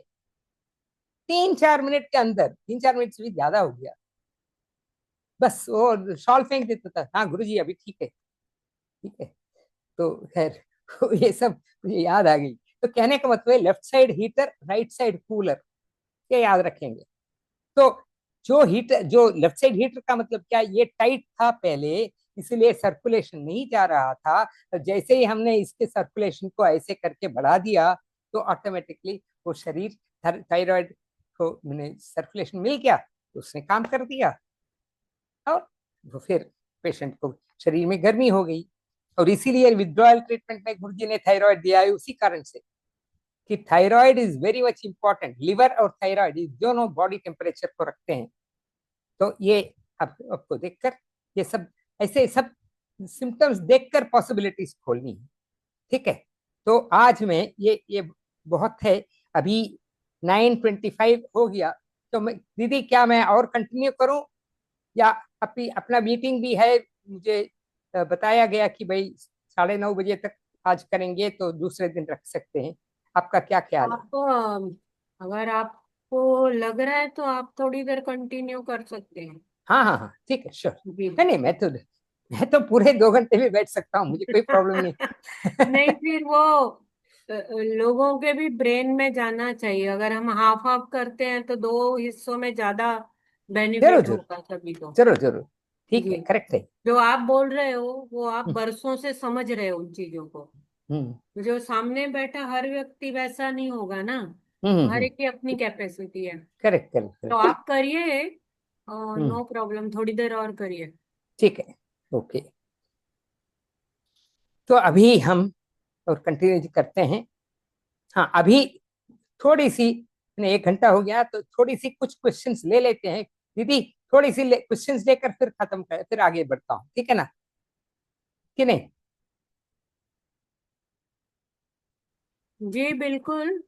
हम्म, अगर क्वेश्चन करेंगे तो फिर आपको सबको अनम्यूट करना पड़ेगा।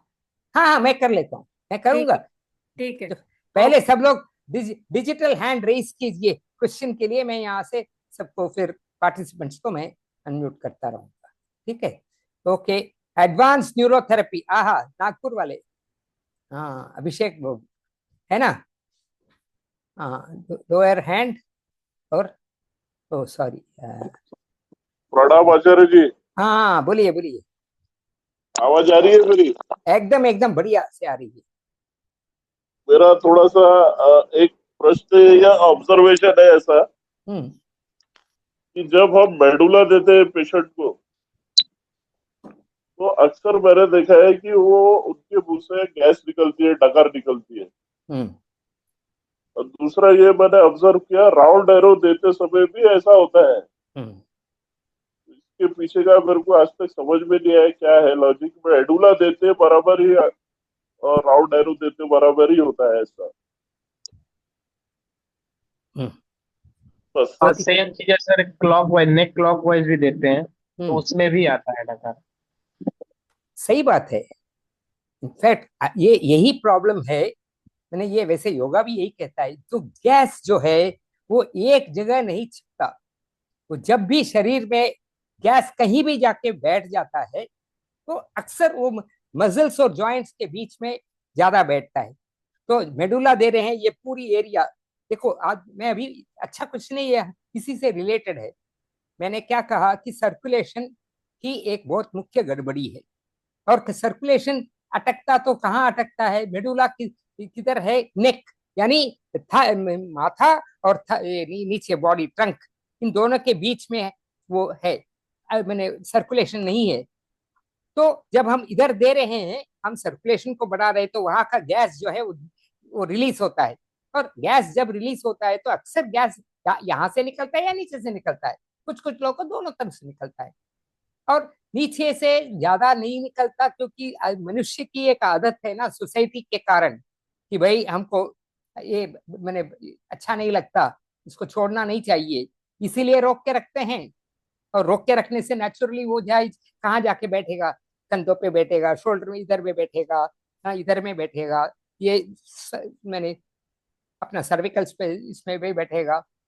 तो इसीलिए जब जब हम ये सब चीजें देते हैं, जब हम सर्कुलेशन मैंने हड्डियों के या जॉइंट्स के ऊपर, कुछ कुछ लोगों को इवन आप फ्रोजन शोल्डर वाले को आप थोड़ा हाथ ऐसे उठाओ करेगा, क्योंकि उस समय उसको वो गैस रिलीज होता है। तो कोई भी जॉइंट में जब अटका हुआ है, और उसी के लिए तो गुरु जी मुखदौती करवाते थे ना, मैंने मुखदौती के लॉजिक जो गुरु जी ने निकाला वो भी यही है ना, कि आप अपने इसके शरीर के गैस को मुंह से आप पहले ही निकाल दो। अगर आप मुखदौती निकाल दोगे तो आपके अनेक सारे एसिडिक या अल्कलाइन प्रॉब्लम्स कम हो जाते हैं। तो वही तो है ना, अपना ऑल जॉइंट्स घिसाई में देते हैं, तो उसी से है। चाहे आप राउंड एरो दो, चाहे आप ये spine on the spine beside the spine दो, हाँ, चाहे आप मेडुला दो, you are facilitating the process of. Hello hello hello hello hello, सब लोग अपने आप अनम्यूट हो गए। अच्छा म्यूट ऑल कर दो। नहीं नहीं, एक मिनट और एक बार करो बेटा, इसको इसको निकाल दो, इसको, हाँ बस, हाँ, तो उसको कर दो। हाँ अभी मैं केवल हाँ, अभी मैं केवल इनको आप दोबारा हाथ रेस कीजिए बाबू, आप नीचे चलेंगे, आप दोबारा हाथ रेस कीजिए, मैं आपको अनम्यूट करके, नहीं नहीं वो क्या है, अभिषेक जी प्लीज आप हैंड रेस कीजिए ना। हाँ हाँ नागपुर लिखो। अभिषेक जी निकल गए क्या, नहीं है, ठीक है ये क्या अभिषेक आचार्य जी। जी, जो भी इसमें जो भी क्वेश्चन हो ना, जो आपका विषय चल रहा है उससे रिलेटेड हो, हाँ तो वो जरा ज्यादा अच्छा रहेगा। हाँ जी अभिषेक जी हाँ आप अभी, आचार्य जी। हाँ बोलिए। हाँ हाँ हाँ, आचार्य जी।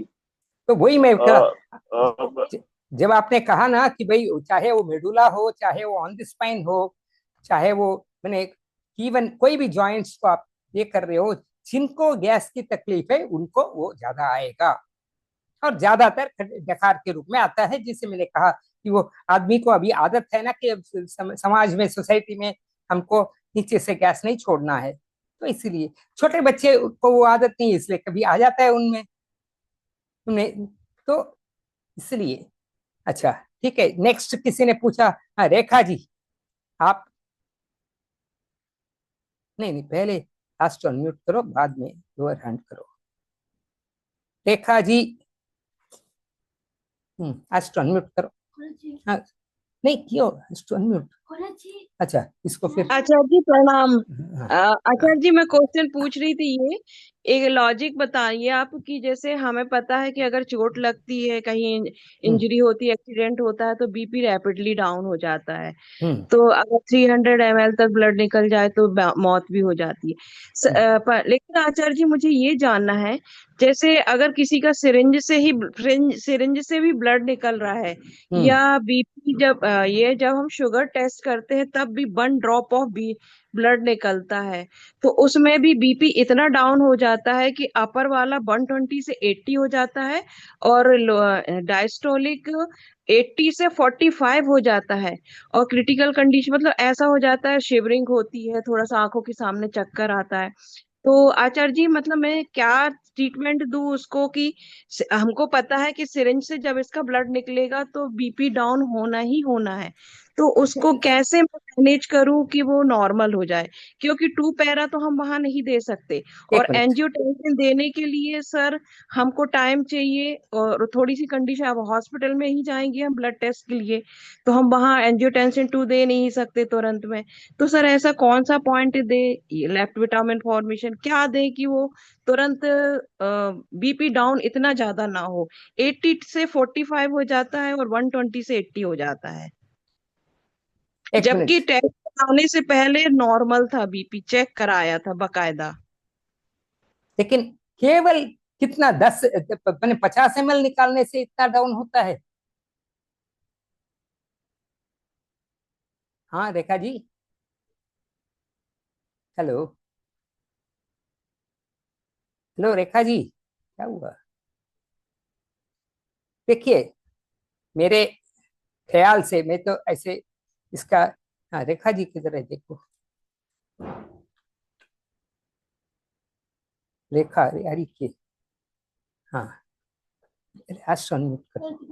रेखा जी आप, अ, हाँ आप जी बोलिए। अच्छा जी, दोनों ही कंडीशन में अगर हम शुगर टेस्ट कर रहे हैं तो 1 ड्रॉप ऑफ ये ब्लड, या फिर हम सिरिंज से, जैसे हम 2-3 थायराइड टेस्ट कराना या सीबीसी टेस्ट कराना, तो उसमें भी बीपी इतना ही डाउन होता है। मतलब खड़ा खड़ा इंसान गिर जाए ऐसा, इतना ज्यादा चक्कर आ जाता है। क्या उम्र है उनका? 26। अच्छा, तो इस इसके लिए शायद दीदी मेरा बेटर। बेटा ही है आचार्य जी, मेरा बेटा है। अगर अच्छा, उसकी उंगली भी चिपट जाती है और थोड़ा सा भी ब्लड निकलता है तो उसको इतना ज्यादा एकदम से चक्कर, मतलब वो गिर जाता है। नहीं नहीं, वो मेरे ख्याल से वो मैंने 8 मेडुला × 3 देना चाहिए ऐसे केसेस में, क्योंकि ये नर्वसनेस है, मैंने डर के कारण ये हो रहा है। It is not a natural thing. मैंने 50 ml या 20 ml जो सिरिंज में जब निकालते हैं, 20-30 ml से ज्यादा तो निकालते नहीं होंगे, तो उससे ही कम निकालते हैं, तो उतने में नहीं होना चाहिए। जो हो रहा है इसका मतलब ये बहुत ज्यादा मैंने नर्वस है। मैंने कुछ कुछ लोगों को रक्त देखने से ही बेहोश हो जाते नहीं हैं। आचार्य जी, ये रक्त देखने वाला नहीं है। नहीं नहीं। अगर वो, सर आचार्य जी एक मिनट सुनिए आप। हम्म, मतलब अगर वो ये शेविंग कराने जाता है, बाल कट कराने जाता है, उसको नहीं मालूम है कि हमारे पीछे सिर में कट हो गया है, हम्म, तो भी उसको चक्कर आता है, जबकि उसको नहीं पता है कि हमारे सिर हाँ, में कट हुआ है। फिर भी मेरा तो एडवाइस है कि आप उसको पहले 8 मेडुला × 3 या पूरे सेरोटोनिन फार्मूला 3-4 दिन के लिए दे। ये बीमारी को छोड़िए, उसके लिए तो I will not be able to immediately, मेरे को इसका आंसर नहीं होता है, दीदी जी से पूछना पड़ेगा। बट ये जो है definitely it is hyper activity, मैंने अनइंटेंशनल है। मैंने हाइपर एक्टिविटी नहीं बोलूंगा मैं, बट सेरोटोनिन फार्मूला, क्योंकि एक बच्चे को ऐसे हुआ था यूरोप में, तो उनको हमने, उनकी मम्मी को मैंने सेरोटोनिन फार्मूला बताया था, दिया था। विद इन 4-5 डेज के बाद, मैंने उसी टाइम नहीं किया था, लेकिन 4-5 डेज के बाद उसके धीरे धीरे वो सब सिम्टम्स कम हो गए थे, इसलिए अच्छा, मतलब पहले से ही हम उसको क्योर कर ले इस चीज हाँ से। हाँ, मैं वही यही बोल रहा हूँ। Okay okay. ये और ठीक। उसमें भी सीएनएस गैस गैस भी जरा देना पड़ेगा आपको। मैंने सेरोटोनिन, एक्चुअली इसी क्लास में सेरोटोनिन के एक अच्छा फार्मूला जो मैंने, ये है नेक्स्ट नेक्स्ट क्लास या उसके बाद वाले क्लास में आएगा। आई थिंक स्लाइड नंबर 80 या शायद 90 ऐसे कुछ है, तो काफी देर से आएगा। आज स्लाइड नंबर 15 तक हमने किया है, तो इसके 150 स्लाइड्स हैं। ये मैं इतने विस्तार से मैंने किया है इसको, 150 स्लाइड्स हैं। और उसमें आप देखेंगे तो आप भी उसी से कीजिए। और मैं इस ग्रुप में नहीं, मैं आपको पर्सनली तो मुझे मालूम है आप, ठीक है ना, रेखा चौरसिया है ना, बस ठीक है, मैं आपको भेज देता हूँ। जब वो आएगा तो बाकी लोग भी देख लेंगे। आपके बेटे के लिए मैं भेज देता हूँ फ्रीक्वेंट। है कहाँ? अच्छा, उसका नाम लिखिए, यहाँ भी सेरोटोनिन फॉर्मूला लिखने से आ जाएगा। मैं आपको अभी 1 मिनट भी सभी के लिए बता देता हूँ, क्योंकि कंट्रोल है। और अभी मैं कंटिन्यू करता हूँ थोड़ी देर, नहीं और 3-4 लोग, बड़े बाप एकदम नहीं, लाइन के लाइन, ठीक है, फाइन नेक्स्ट, फाइन नेक्स्ट, हाँ, या ये देखो, ये है फाइन नेक्स्ट।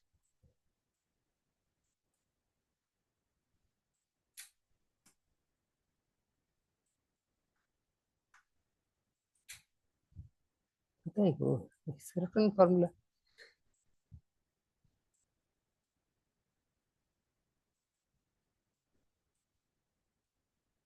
वो ये नहीं, फॉर्मूला लिख लेना। हाँ हाँ, ये सेरोटोनिन के लिए यही है, ये देखो। अरे हाँ, ये देखो, for children who get up at night, इसका सब लोग स्क्रीनशॉट भी ले सकते हैं।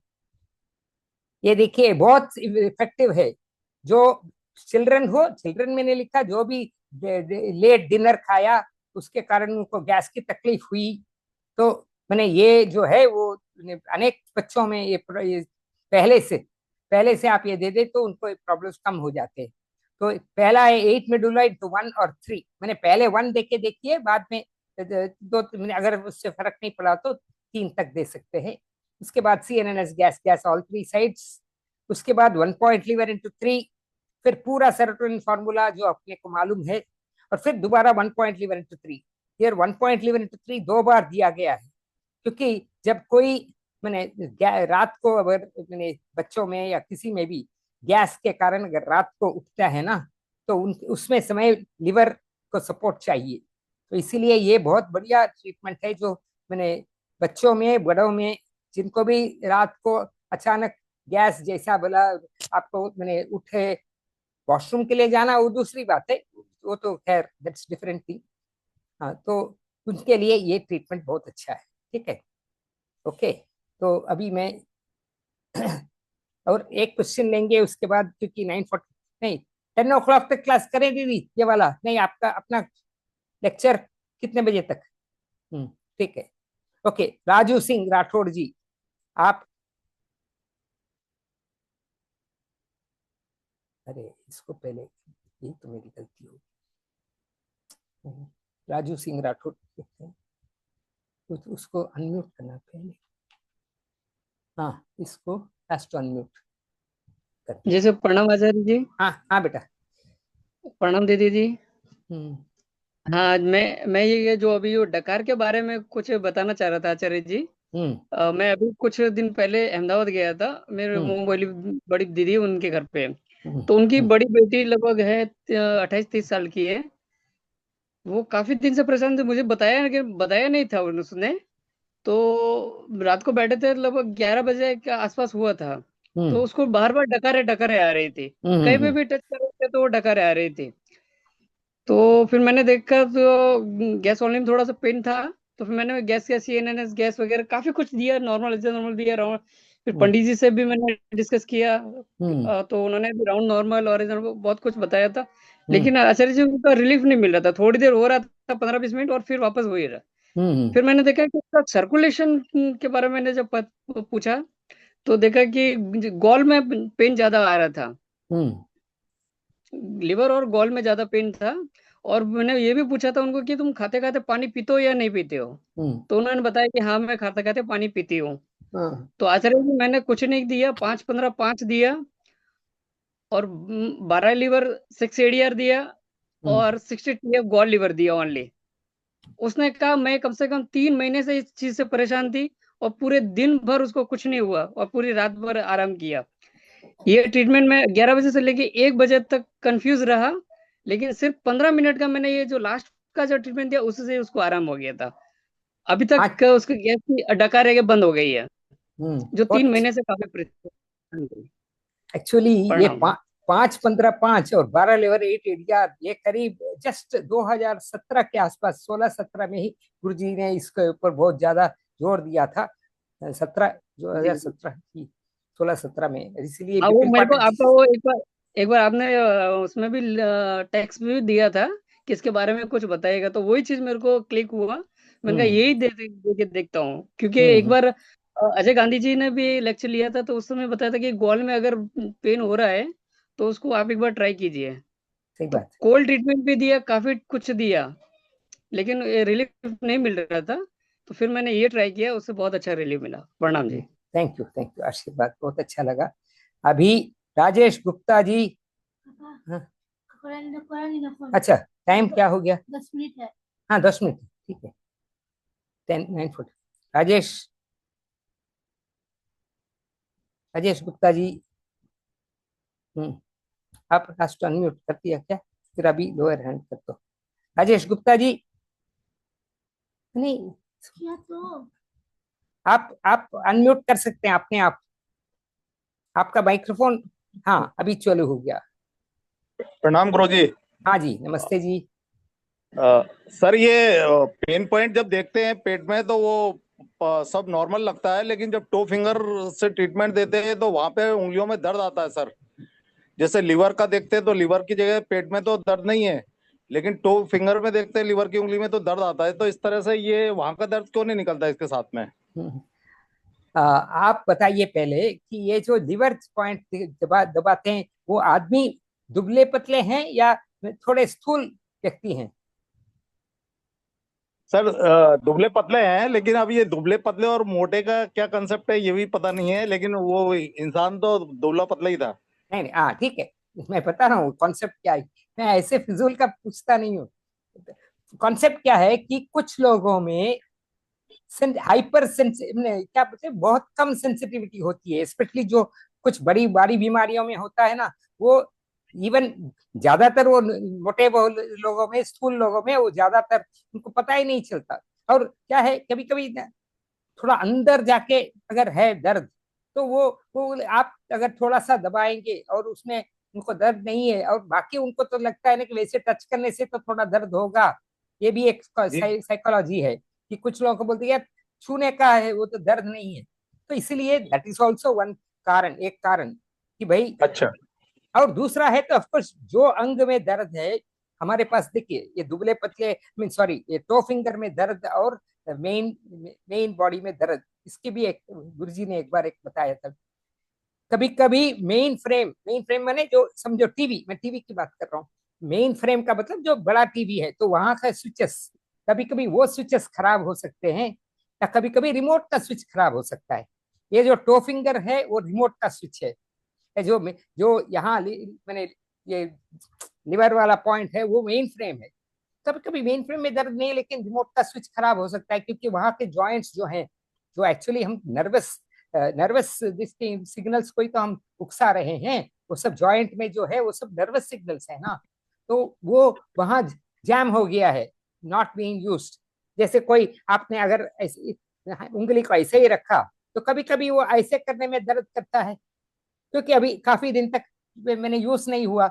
और मैंने हमारे ट्रीटमेंट के तौर पर कह रहा हूँ कि हमने तो, हर व्यक्ति तो अपने टो फिंगर को तो देता नहीं है बचपन से, जब तक वो न्यूरोथेरेपिस्ट के पास नहीं आता है या फुट रिफ्लेक्सोलॉजिस्ट के पास नहीं जाता है, उसको टच ही नहीं करता है। और दर्द करेगा तो टच करेगा ही नहीं, है ना।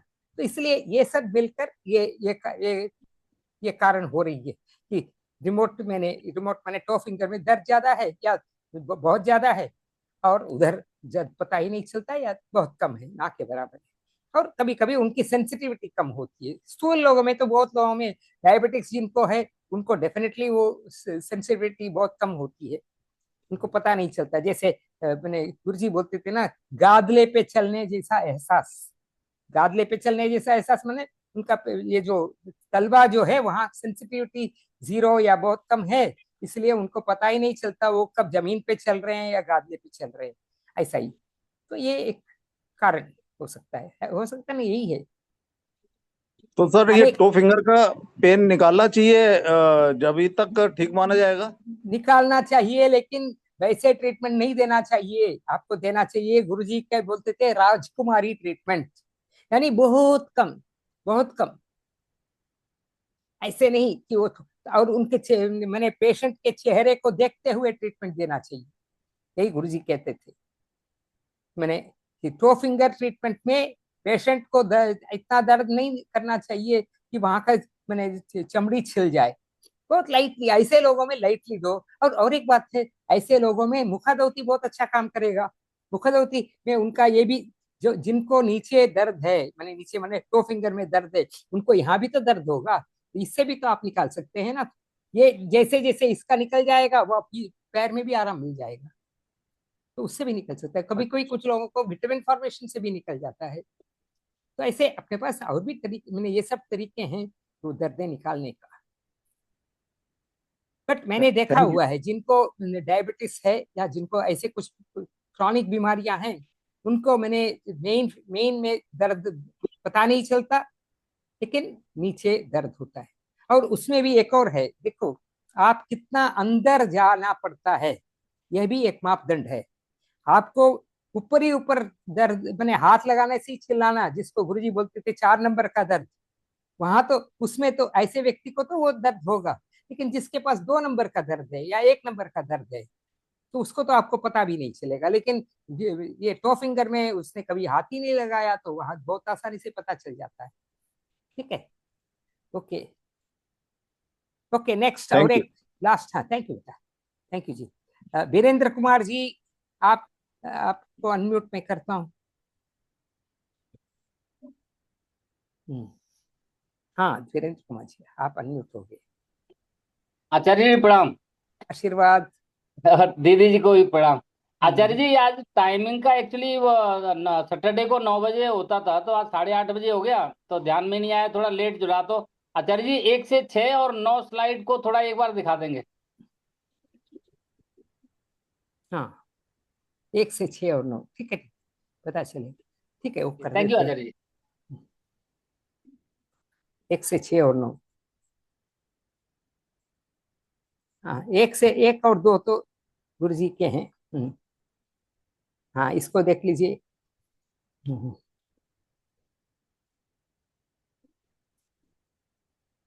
ये 4 नंबर, ये 5 नंबर, 4 और 5 करीब करीब एक जैसे हैं, और 6। और इसके बाद आपने कहा 15,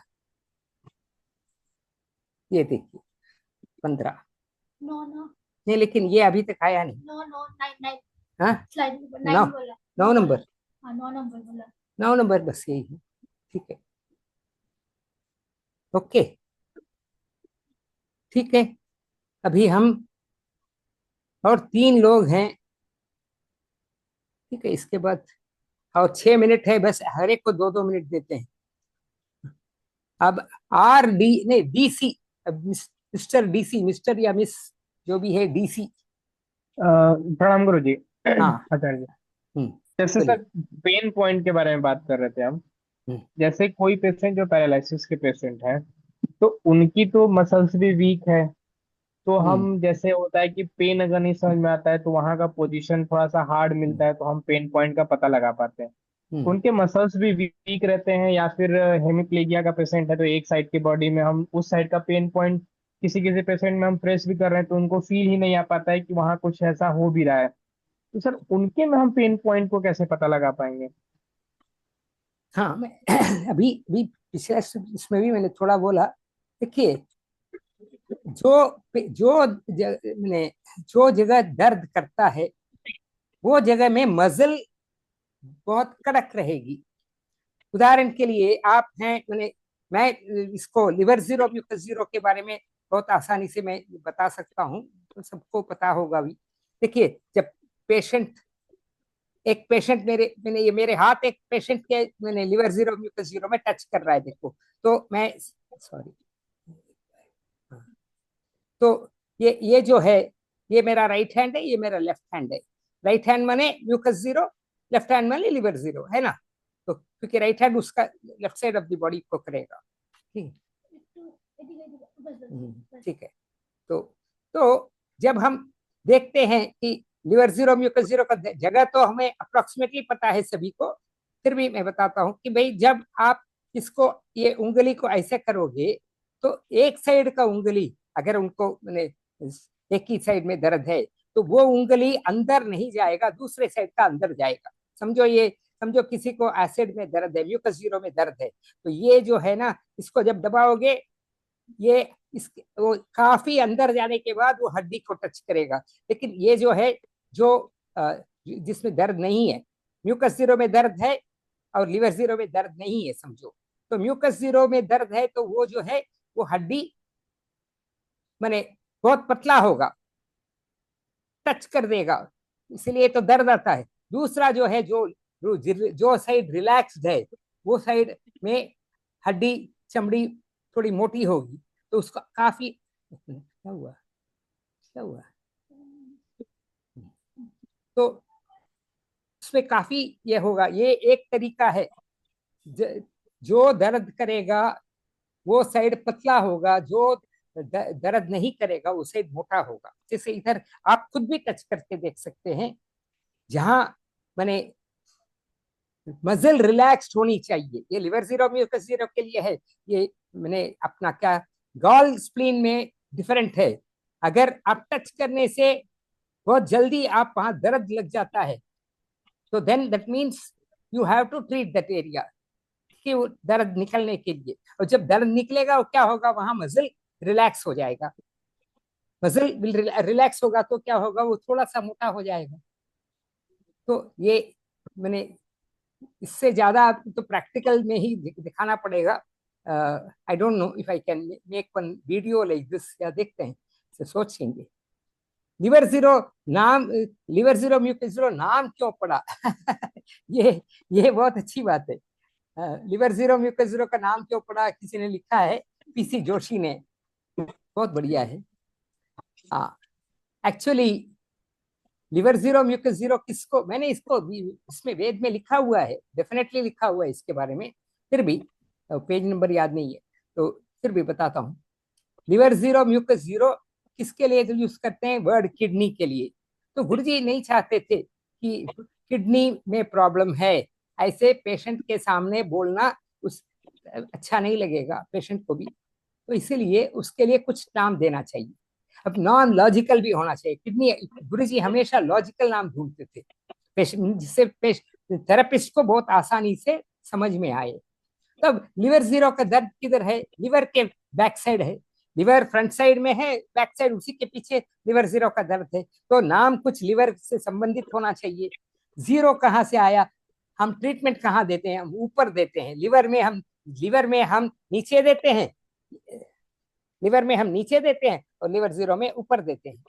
तो इसी से उन्होंने देखा कि लिवर जीरो, इसको लिवर के पॉइंट जैसा मिलता जुलता है, इसके ऊपर इसके लिए लिखा उन्होंने लिवर जीरो और म्यूकस जीरो।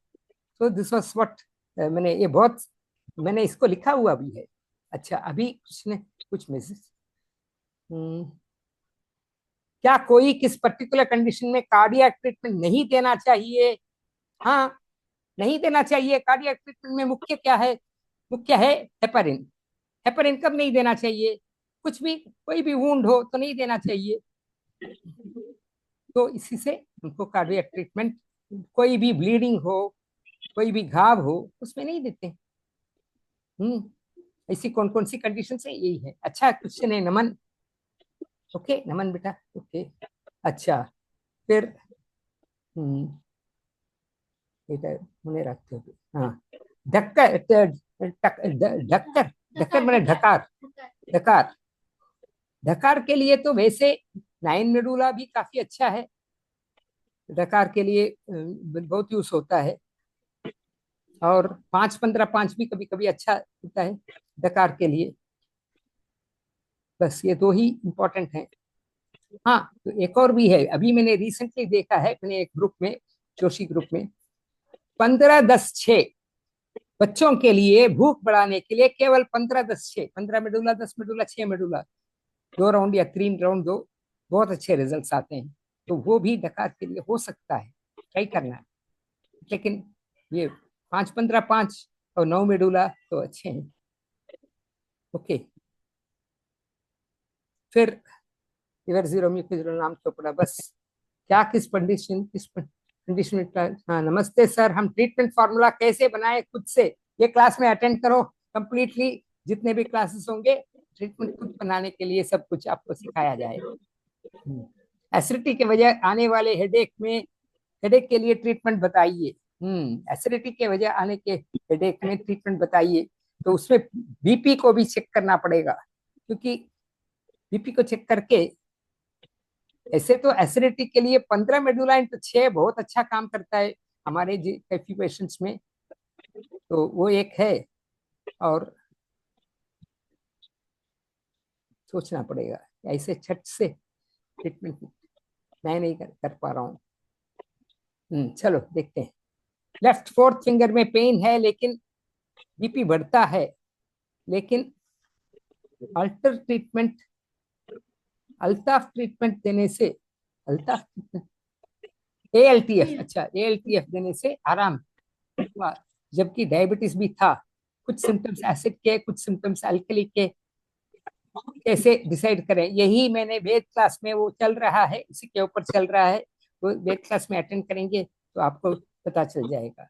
अच्छा, ये मनु जी और दिनेश कुमार जी वे बहुत केवल मनु जी, बस अभी ऑलरेडी 10:04 हो गया है। 10 तो हो गया। ठीक है, मनु जी आप आप बोलिए, पूछिए, देखते हैं।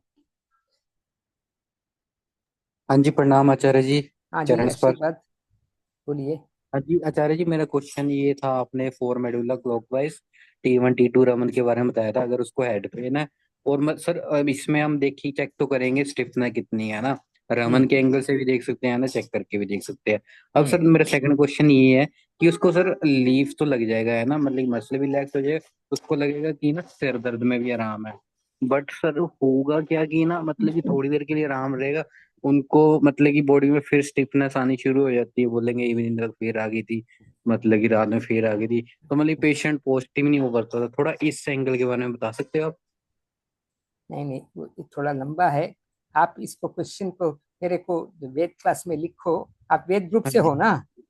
जी सर, टर्शित हाँ है मेरा नाम ना। हाँ हाँ, ठीक है। अब वेद ग्रुप में लिखो, फिर वहां मैं इसको आंसर देता हूँ। ठीक है, ठीक ठीक ठीक। ओके। बस अभी इसके साथ मैं आज अभी गुरुजी को दिखा दो। इससे तरह भी दिखा सकते हैं। हम्म।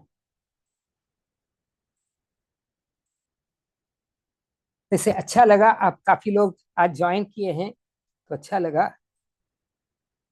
तो हाँ, एक मेरे स्टेटस में देखते रहिएगा, तो एक इंग्लिश में एक थायराइड के लिए एक क्लास है, वो वो एक्चुअली फॉर पेशेंट्स है, एक अन्य ग्रुप के लिए है ये।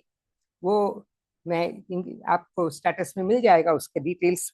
अगले 10 जून को है वो, 10 जून से 8 दिन है। तो आपके कोई पेशेंट्स हैं जिनको थायराइड हो, या जो क्रॉनिक बीमारी से बचना चाहते हैं, ऐसे लोगों के लिए आप उसमें जुड़ सकते हैं।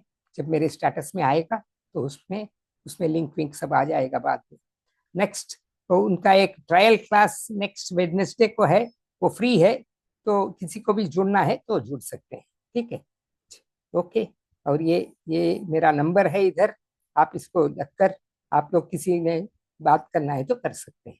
ओके, आशीर्वाद सभी को। और अभी हम सब हमेशा की तरह परम पूज्य गुरु जी को नमन करते हुए इस सत्र का विराम करेंगे। युग पुरुष धन्वंतरी स्वरूप न्यूरोथेरेपी के जनक परम पूज्य गुरु जी डॉक्टर लजपत राय मेहरा जी की जय। यहाँ जितने भी 200 से ऊपर जो लोग जुड़े हुए हैं, उन सबको मेरा सप्रेम आशीर्वाद और शुभ रात्रि। Thank you very much. Okay, अभी हम इस सत्र को यहाँ बंद करते हैं। ओके, ठीक है, थैंक यू। कुछ को दिखा दिया।